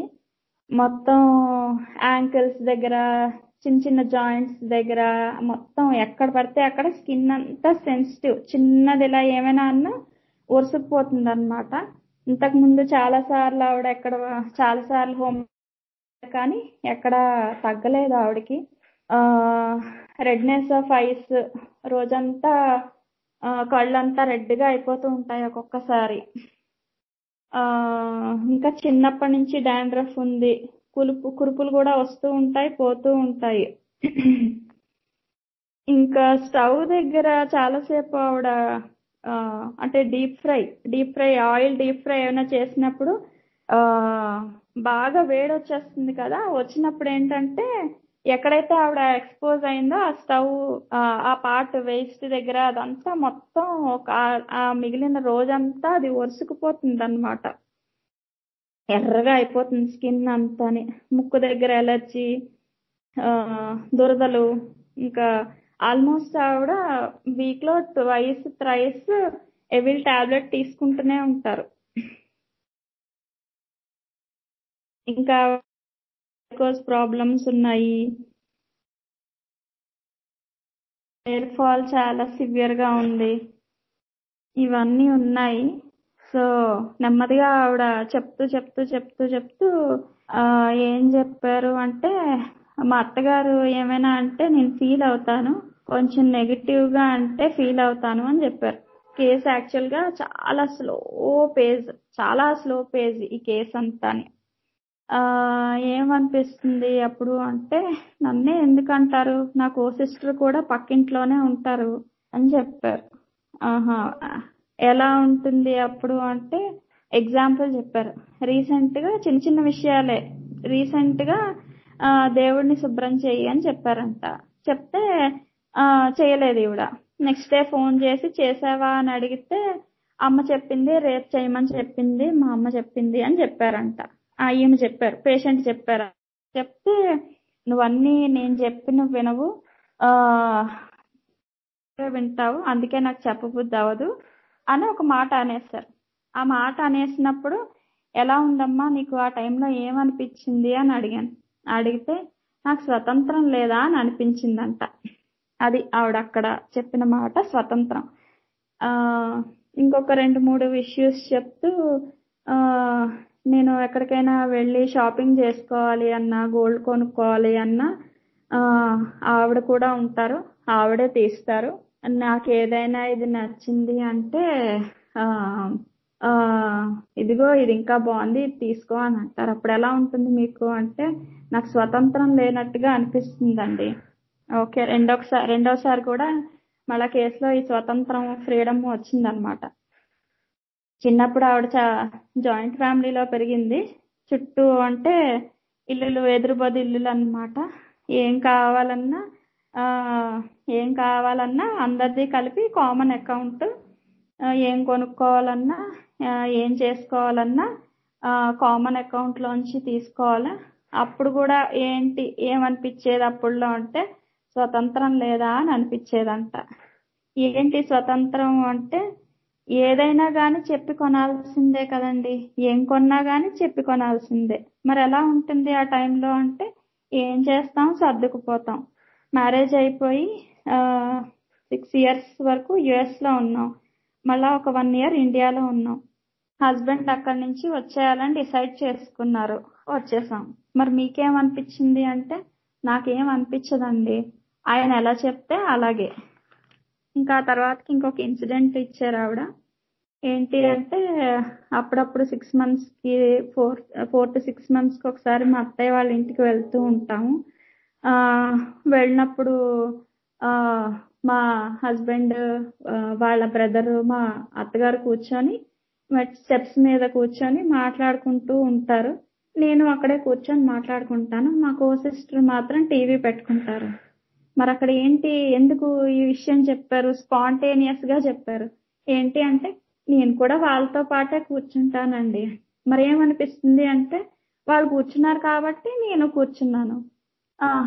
మరి తర్వాత కొంతసేపు అయినాక మళ్ళా మా కో సిస్టర్ లోపలికి వెళ్ళి టీవీ పెడుతుంది కదా, పెట్టినాక మళ్ళా అక్కడికి వెళ్ళి ఆవిడ ఏది పెడితే ఆ ఛానల్ ఆవిడ కూడా చూస్తారంట.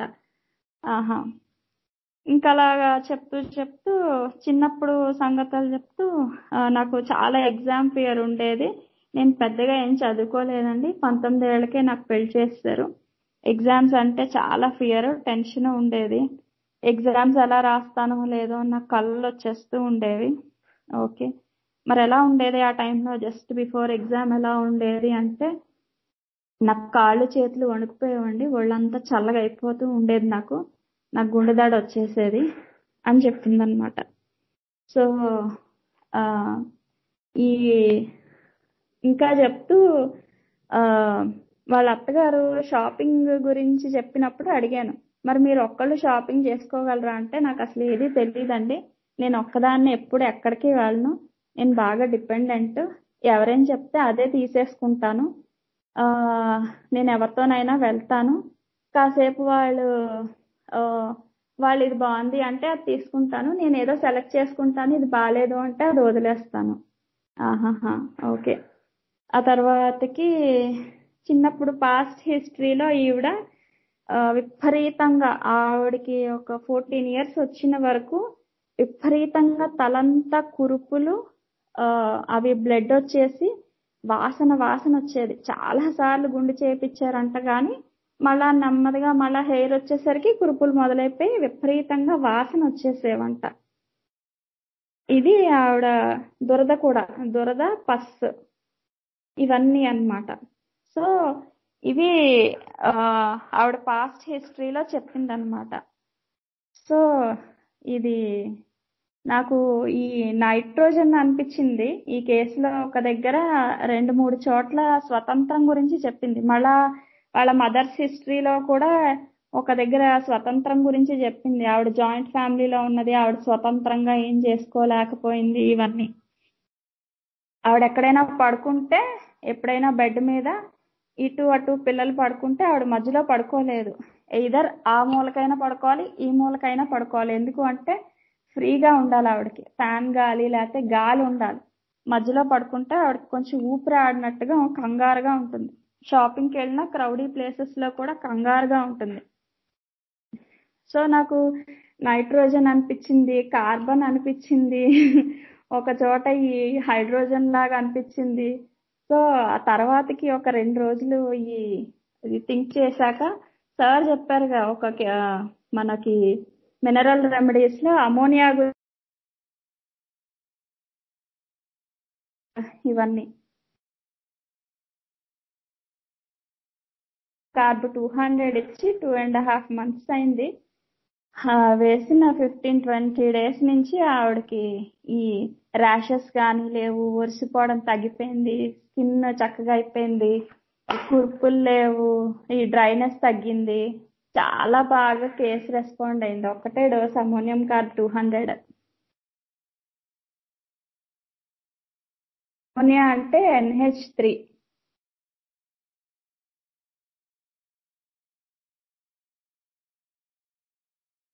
అంతే కేసు.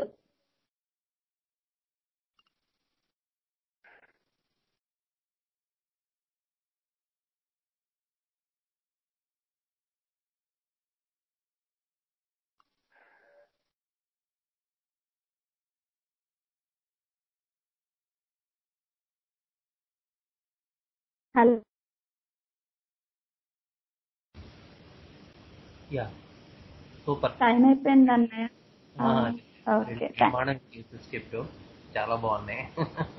అది టైం అంటే యాక్చువల్ గా నువ్వు రాలేదు, చాలాసేపు వెయిట్ చేశాను, 20 minutes ఎంతో.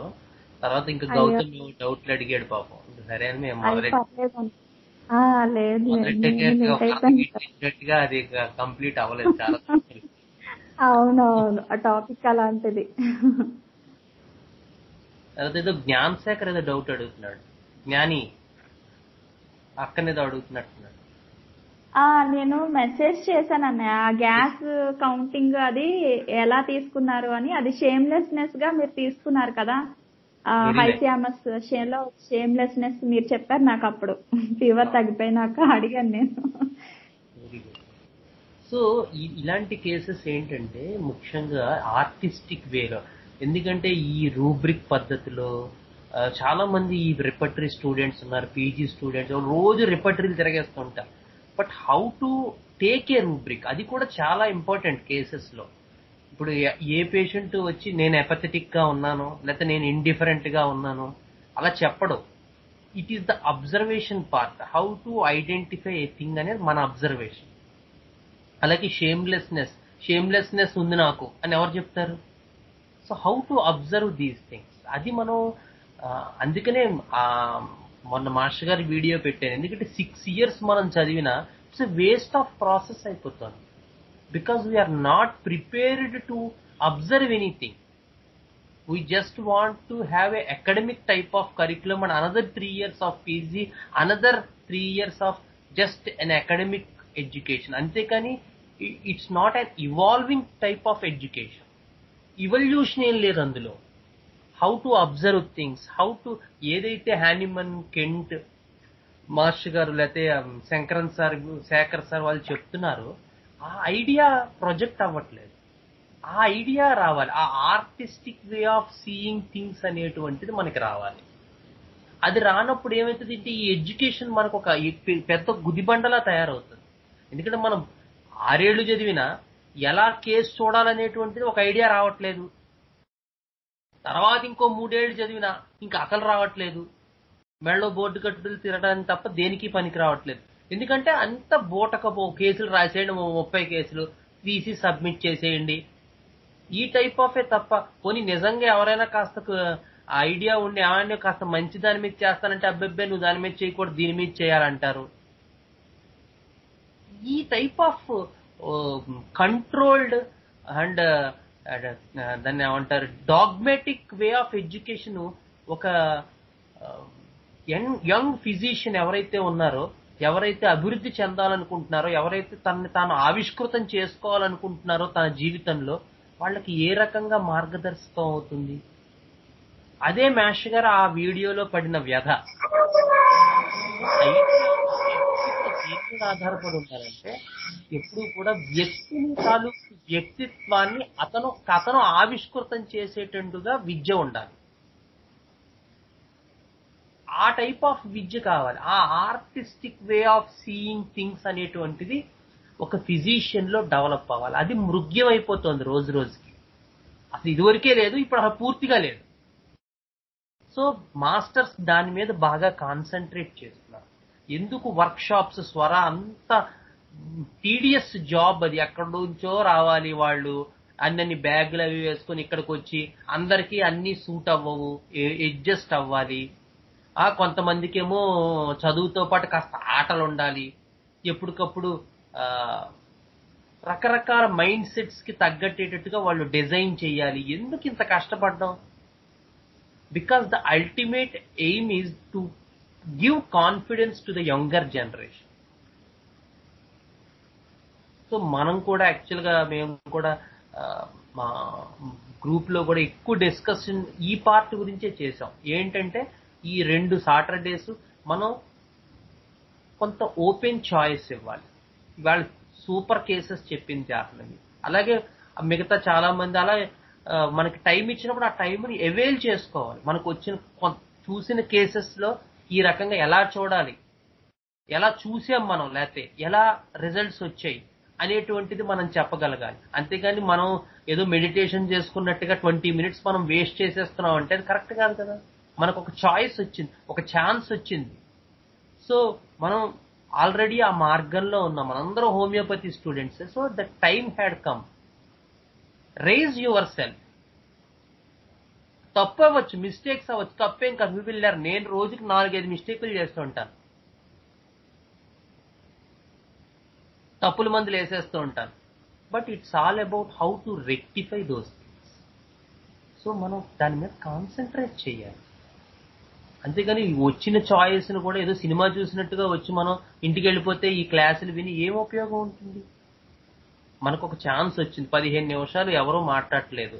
సో ఐశ్వర్య ఉంది, మహేశ్వరి ఉంది, శ్రీదేవి ఉంది, అరవింద ఉంది, ధనలక్ష్మి గారు ఉన్నారు, రాధిక ఉంది. సో బోల్డ్ మంది స్టూడెంట్స్ కి ఆపర్చునిటీ ఉంది. So they should come in to that shoes at that time. మనం చూసిన కేసెస్, అందులో వచ్చిన results let us share with our friends.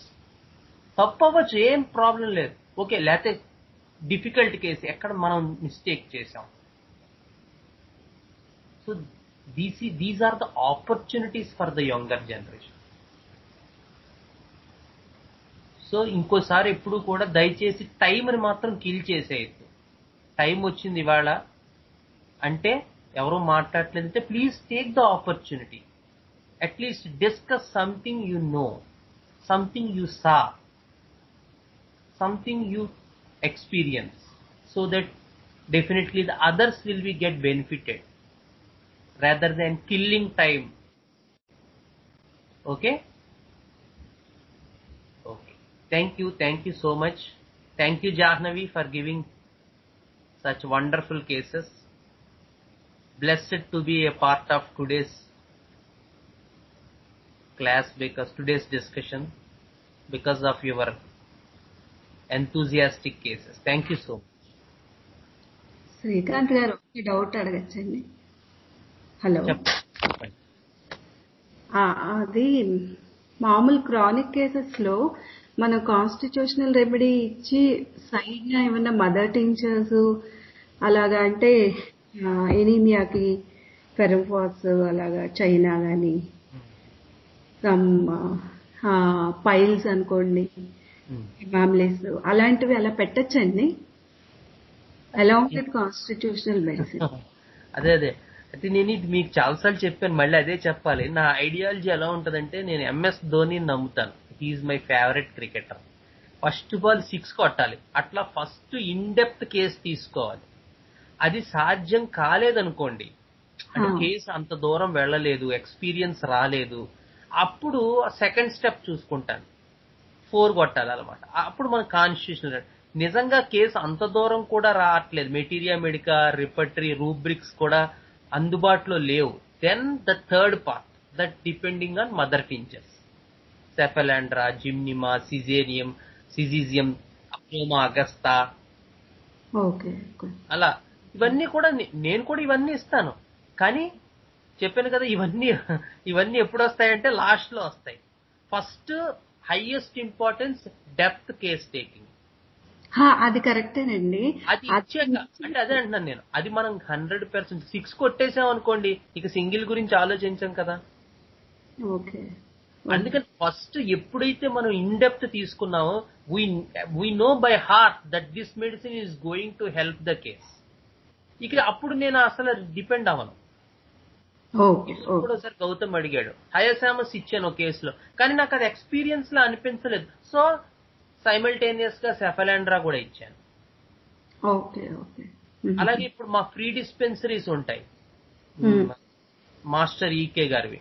అక్కడ ఏమవుతుందంటే 70-80 మంది ఉంటారు. సో ఇలా సెన్సేషన్ మెథడ్ లో తీసుకోవడానికి మాకు అవకాశం ఉండదు. అక్కడ ఉన్న సామాజిక పరిస్థితులు, అక్కడ జనం అంతా గుమిగూడిపోయి ఉంటారు, గట్టి గట్టిగా మాట్లాడుతూ ఉంటారు, రకరకాల ఊళ్ళ నుంచి వస్తారు. సో పేషెంట్ కి టకటక అయిపోవాలి. మాకు కూడా అక్కడ ఏం ప్రావిజన్, మా గురువు గారు ఉన్నప్పుడు కాస్త అన్నం పెట్టేవారు, ఇప్పుడు మమ్మల్ని చూసే నాదుడే లేడు, మనం వెళ్ళి సర్వీస్ చేసి వచ్చేయటమే, మనమే ఇంకొకరిని చూడాల్సిన పరిస్థితి. సో ఇలాంటి పరిస్థితుల్లో నేను సెన్సేషన్ మెథడ్ చూస్తానంటే కుదరదు అక్కడ కదా. అటువంటిప్పుడు నేనేం చేస్తానంటే ఈ సెకండరీ ఇష్యూస్ అంటే మదర్ టించర్స్ ని, తర్వాత మెటీరియా మెడికా అప్రోచ్, రూబ్రిక్స్ మనం చూసుకుని, టోటాలిటీ ఆఫ్ సిమ్టమ్స్ చూసుకుని రెమెడీ ఫైండ్ అవుట్ చేయటం, ఇలా చేస్తాం.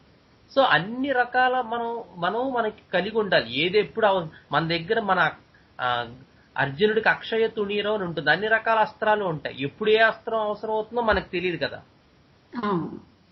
సో ఖచ్చితంగా అవన్నీ చేయొచ్చు, కానీ అల్టిమేట్ ఫస్ట్ మాత్రం డెప్త్ కేస్ టేకింగ్. ఆ అవకాశం లేదనుకోండి, అప్పుడు మిగతా వాటిని నమ్మాలి.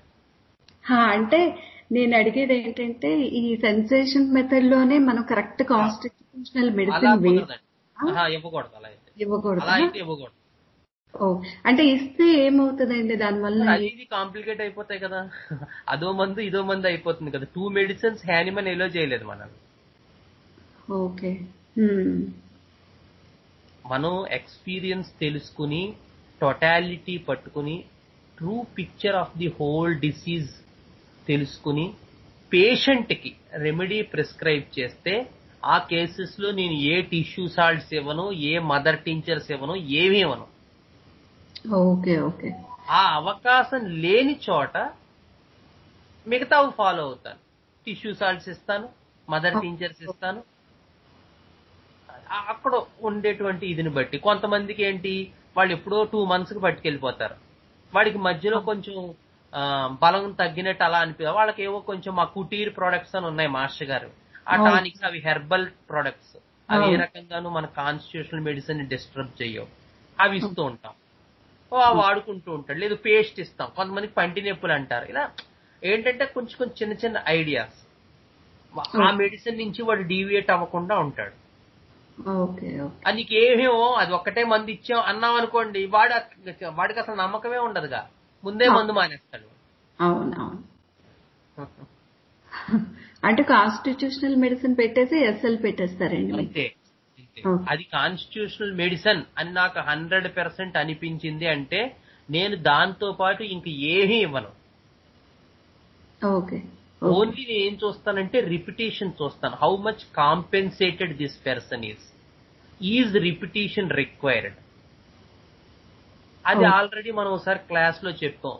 Prescribing is a mixture of Organon, materia medica and repertory. చాలా సార్లు చెప్పాను. ఒకసారి మహేశ్వరికి ఒక 2 hours చెప్పాను బండి మీద అమ్మాయికి. ఆ అమ్మాయి ఏమో రికార్డ్ చేయలేదు అది.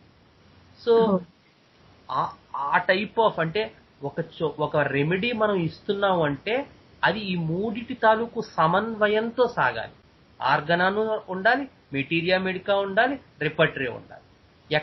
ఈ పేషెంట్ ఎంత కాంపెన్సేటెడ్ లో ఉన్నాడు, అతని తాలూకు డిసీజ్ స్టేట్ ఏంటి, ఈ పర్సన్ ఎంతవరకు 10 to 12 అబ్జర్వేషన్స్ లో ఎక్కడ సెట్ అవుతాడు, సో ఎంతవరకు మనం రిపీట్ చేయాల్సి ఉంటుంది, ఎంతవరకు primary action of the remedy మనం పేషెంట్ లో ఇంజెక్ట్ చేసి ఆర్టిఫిషియల్ డిసీజ్ ప్రొడ్యూస్ చేయగలిగితే secondary curative action of the remedy begin అవుతుంది, తద్వారా క్యూర్ ఇనిషియేట్ అవుతుంది అనేటువంటి ఒక గెస్ వర్క్. అది గెస్ వర్కే, కానీ మనకి సిమ్టమ్స్ ద్వారా అది అవగతం అవుతూ ఉంటుంది. ఇదంతా ఆర్ట్. సో ఈ పేషెంట్ కి రోజు బ్లీడింగ్ అయిపోతుంది అనుకుందాం, మెట్రోజియా, వాడికి ఒక డోస్ ఇచ్చి కూర్చుంటే అక్కడ సెట్ అవ్వదు. మన ఎంత హోమియోపతి సెన్సేషన్ మెథడ్ తీసుకున్నా ఇట్ షుడ్ బి రిపీటెడ్. అలా ఎలాగ తెలుస్తుంది? అతను ఆల్రెడీ చాలా మందులు వాడుంటాడు, మనమే చాలా మందులు ఇచ్చుంటాం. ఈవేళ రాత్రి నిన్న పొద్దున పడుకుని గురువు గారు ఓ తన్ను తంతే రేపు పొద్దున డిస్పెన్సరీకి వెళ్లి ఆ కేసు శ్రద్ధాభక్తులతో తీసుకోవటం వల్ల ఈ సెన్సేషన్ మెథడ్ లో ఏదో హోమియోపతి మందు గోచరించింది మనకి, బుద్ధి కుదిరి. ఇప్పుడు ఈవేళకి ఈవేళ వచ్చింది కాబట్టి నేను సింగిల్ డోస్ ఇస్తాను హ్యానిమన్ లాగా అంటే అక్కడ కుదరదు. ఎందుకంటే మనం అనేక పాపాలు చేస్తున్నాం ఆ కేసులో, దాన్ని భ్రష్టు పట్టి ఉంచాం కేసుని. సో అటువంటి కేసెస్ లో మనం రిపీట్ చేయాల్సి ఉంటుంది. So it all depends upon the case. Individualisation is must for each and every case regarding potency, regarding selection of remedy, regarding anything. Individualization. This case should not be compared with any other cases. Okay. అంటే నాకు తెలియక ఇప్పటి వరకు అదే mistake చేస్తున్నానండి నేను. అది mistake అనొద్దు. మీకు తెలియదు అన్నారు కదా, తెలియజేసింది మిస్టేక్ అవుతుంది, తెలిసి చేసేదే మిస్టేక్ అవుతుంది. తెలియక చేసింది పొరపాటు అవుతుంది. అప్పుడు మనం ఏం చేయాలంటే దాన్ని సరిదిద్దుకోవటమే. మీరు 100% కాన్ఫిడెంట్ గా ఉన్నారు, అస్సలు కాన్స్టిట్యూషనల్ రెమెడీ తప్ప ఏమీ ఇవ్వద్దు. 100% లేరు, ఇవ్వచ్చు, తప్పేం కాదు.